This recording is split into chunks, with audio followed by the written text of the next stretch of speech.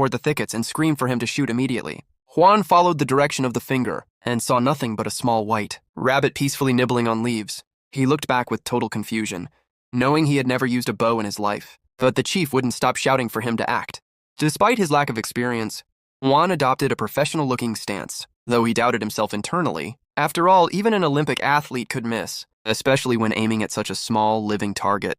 Despite his doubts, he released the string, and the arrow flew with unimaginable force.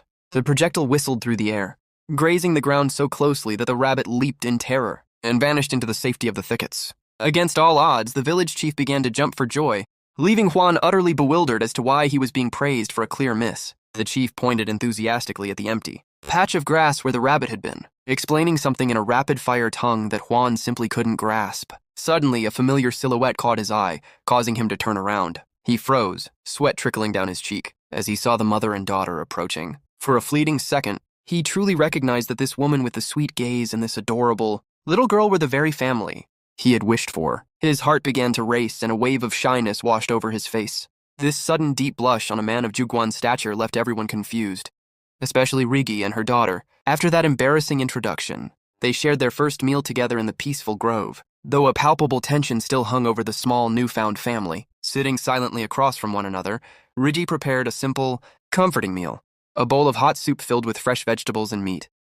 As Juan prepared to eat, he couldn't stop glancing at the mother and child, noting their lingering timidity and worry. However, the simple act of him lifting his spoon caused them to flinch. He stopped, maintaining an expressionless mask on the outside, while his heart hammered against his ribs at their reaction. Then, a rare, warm smile spread across his lips, melting away his usual coldness. The word family echoed in his mind, a concept that had been alien to him through years of bitter isolation.